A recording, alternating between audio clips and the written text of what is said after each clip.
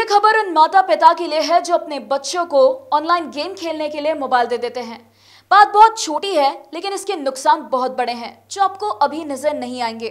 Time के साथ साथ जब बच्चा बड़ा होता जाएगा, तब उसे तकनीक का गलत इस्तेमाल कहाँ करना है और अपनी फ्रस्ट्रेशन कहाँ निकालना है, ये पता चलता जाएगा।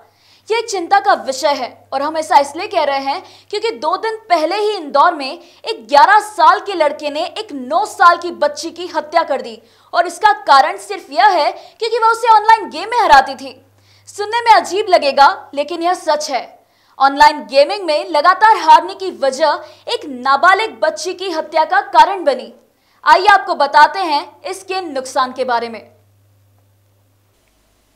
वर्तमान के हालात को देखते हुए और बच्चों की पढ़ाई प्रभावित ना हो, इसके लिए भले ही हम ऑनलाइन एजुकेशन की तरफ रुख कर रहे हैं, लेकिन इससे दूसरे भी कई दुष्परिणाम हैं। यह कहना गलत नहीं होगा कि मोबाइल पर बच्चा केवल पढ़ाई ही करेगा। मोबाइल है तो वह गेम भी खेलेगा। धीरे धीरे मोबाइल पर पढ़ाई तो कम और गेम खेलना ज्यादा होता जाएगा। इसी ऑनलाइन गेम में बार बार हारना बच्चे को अलग दिशा दे देता है, जो कभी कभी घातक भी साबित हो जाती है। बच्चे की हत्या वाले मामले में जब पुलिस के सामने हत्या की वजह आई, तब बच्चों की ऑनलाइन स्टडी और गेमिंग ने हर किसी को सोचने पर मजबूर कर दिया। बड़ी ही एक दर्दनाक घटना हुई और मुख्य तौर पे इस घटना का एक खुलासा कम मुख्यतः आम अभिभावकों के लिए एक सबक की तरह है कि अपने बच्चों को हम वीडियो गेम दे देते हैं और उस पर नज़र नहीं रखते कि आखिर वो वीडियो गेम में किस तरह का हिंसक गेम खेल रहे हैं। लफुड़िया थाना क्षेत्र में निरंजनपुर के इलाके में एक ही फ्लैट में, एक ही बिल्डिंग में, आसपास के फ्लैट में एक बच्ची जो कि 5वीं क्लास में पढ़ती थी और एक बच्चा जो उसका पड़ोसी था वो 6ठे क्लास में पढ़ता था, तो दोनों साथ रहते थे। दोनों अपने अपने घरों से एक फ्री फायर नाम का वीडियो गेम खेला करते थे। उस वीडियो गेम में ऑनलाइन 4 लोग एक साथ खेल सकते हैं, जो अपने अपने घरों से ऑनलाइन रह करके एक दूसरे के अपोनेंट की तरह खेल सकते हैं। उस वीडियो गेम में दोनों बच्चे खेलते समय सामान्य तौर पर बच्चे को बच्ची हरा देती थी और यह बात धीरे धीरे उसके मन में एक प्रतिशोध की भावना लेने लगी। उसने उसे खेल के रूप में न लेकर उसे ज़्यादा गंभीरता से लेना शुरू किया। मुख्य तौर पर यह घटना जिस तरह से बच्चों में हिंसा बढ़ रही, एक बच्चा जो कि 10-11 साल का खुद है, एक बच्चा जो खुद 6 क्लास में पढ़ता है, वह उस बच्ची को मार देता है जो उसके साथ हमेशा खेलती है। उस बच्ची के साथ इस तरह का हमला करता है जो कि हमेशा एक दूसरे के साथ एक दूसरे के परिवार और दोनों परिवार एक बिल्कुल सगे संबंधियों की तरह साथ रहते हैं। उस बच्ची को सिर्फ इसलिए मार देता है कि उसके मन में एक गहरा आक्रोश है, एक वीडियो गेम में लगातार हारते जाने के कारण। इस तरह से पूरी घटना का खुलासा जरूर हो गया। पुलिस ने, क्योंकि बच्ची का मामला था, बच्ची की उम्र 10 साल के आसपास थी और इस पूरे मामले को पुलिस ने काफ़ी गंभीरता से लिया। मुख्य तौर पे इसमें महत्वपूर्ण बात यह है कि अगर हम वीडियो गेम अगर कोई बच्चों को दे रहे हैं, तो एक अभिभावक के तौर पर हमें इस बात पे हमेशा नज़र रखनी चाहिए कि वो गेम किस हद तक हिंसक है, किस हद तक बच्चों को हिंसक बना रहा है और साथ ही साथ बच्चे किसके साथ खेल रहे हैं, उनकी क्या प्रतिक्रिया है, उनके स्वभाव में किस तरह का परिवर्तन आ रहा है। अगर हम इन चीज़ों को ध्यान में न रखें तो शायद खेल खेल में इस तरह की घटनाएं जो कि हत्या की तरह विभत्स होती हैं, स्वरूप ले सकती है।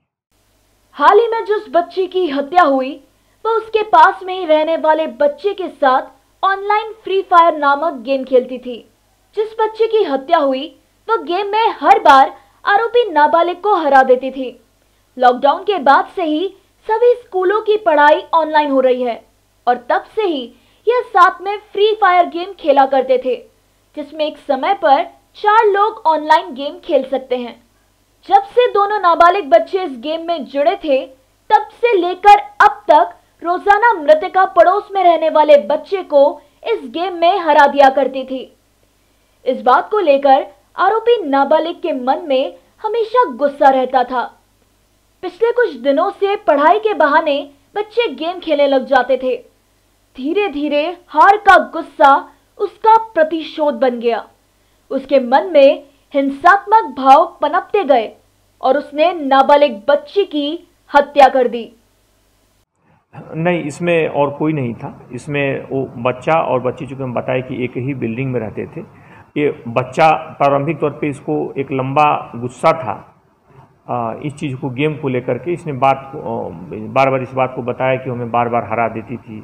इवन इसका कहना था कि इसके भाई जो किसी के बराबर उसके साथ जब खेलता था तब भी वो दूसरे तरफ से उसके नाम पर खेलने लगती थी और हरा देती थी। इस तरह की बातों को बार बार ये बात सामने आई। तो मुख्य तौर पे बच्चे के अंदर कहीं ना कहीं उस बात को लेकर के एक हिंसात्मक भाव आए और मुख्य वीडियो गेम इसके पीछे मुख्य वजह रहा। तो उस चीज़ को लेकर के एक बच्चे में, और तात्कालिक तौर पे जो कारण हुआ कि उसने एक जो सफ़ेद एक पालतू चूहे को बच्ची को आशंका थी कि शायद बच्ची ने उसे हटा दिया या मार दिया, तो उस बात को लेकर के ये चीज़ रहा। और संभवतः उसका कहना था कि उसके बारे में वो 2-3 दिन से 4 दिन से पूछताछ कर रहा था, उसमें बात नहीं कर रही थी। तो उसमें किसी तरीके से उसको बात करके और वहाँ से वो लेकर गया। चूँकि दोनों पड़ोसी थे, दोनों गेम खेलते थे, साथ साथ रहते थे, तो उस वहाँ किसी बहाने लेकर के गया और लगभग घर से 100 मीटर दूर वहाँ पे थोड़ा सुनसान है, वहाँ पे एक गड्ढा भी था, सड़क के किनारे एक गड्ढा था, वहाँ पे ले आकर के इनकी कहा सुनी हुई। उसका इसने बड़ा सा पत्थर और वहाँ पे दे मारा। वो सारी चीज़ें पूरी तरह से घटनास्थल से जो भी तथ्य है सारी चीज़ें कोरोबरेट भी हुई हैं। उसमें उसने पत्थर सिर पे दे मारा, वो बच्ची गिर गई, गिरने के बाद फिर उसने पत्थर मारा। उसके बाद अंततः ब्लीडिंग के कारण, चूँकि सड़क के किनारे थी, गड्ढे में थी, कोई देख नहीं पाया, छोटी बच्ची थी, इसलिए उसके सिर में लगी पत्थरों से चोट के कारण उसके सिर से रक्तस्राव हुआ, जिसके कारण अंततः वो नहीं बचा। स्मार्टफोन रखने के फायदे भी हैं और नुकसान भी हैं। इसका उपयोग सही दिशा में किया जाए तो फायदे हैं और अगर गलत दिशा में किया जाए तो नुकसान है। मोबाइल में जो बच्चा बंदूक से मारने वाले गेम खेलेगा तो उसकी मानसिकता पर क्या प्रभाव पड़ेगा या वो क्या सीखेगा, हमें इसे समझना होगा। आइए आपको बताते हैं कि पढ़ाई के अलावा टकटकी लगाकर मोबाइल पर अपना लंबा समय व्यतीत करने वाले बच्चों के स्वास्थ्य पर इसका क्या प्रभाव पड़ता है। जैसा कि हम सभी जानते हैं कि कोरोना संक्रमण के चलते स्कूल बंद होने से स्कूलों ने बच्चों की ऑनलाइन पढ़ाई शुरू करा दी है।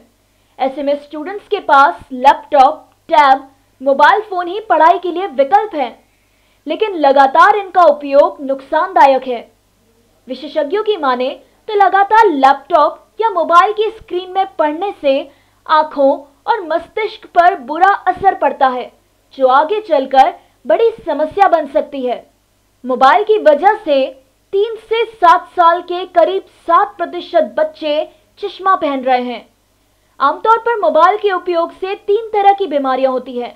इनमें से 2 तरह की बीमारियां सीधे आंखों पर असर करती है, जिसमें आंखों का तिरछापन और विजन का खराब होना है। वहीं मोबाइल से सीधा असर दिमाग पर होता है, जिससे याददाश्त कमजोर होना और एकाग्रता कम होना मुख्य है। स्मार्टफोन ने बच्चों के शारीरिक विकास को भी खराब कर दिया है। आजकल बच्चे ना तो बाहरी खेल खेलते हैं और ना ही भीतरी खेल। वे पूरे समय फोन में ही गेम खेलते हैं, जिससे उनका शारीरिक विकास नहीं हो पाता है। इन गेम्स में कुछ गेम्स काफी हिंसक तरह के भी होते हैं, जिससे बच्चों का व्यवहार आक्रामक हो जाता है। इन बच्चों के व्यवहार में चिड़चिड़ापन, गुस्सा जैसे लक्षण ज्यादा देखने को मिलते हैं। इतना ही नहीं, बच्चे मोबाइल में बैठे बैठे गेम खेलते हैं, जिससे वे मोटापे का शिकार होते हैं।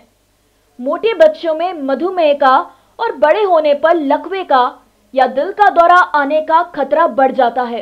ये सभी खतरे उनकी जिंदगी को कम कर देते हैं।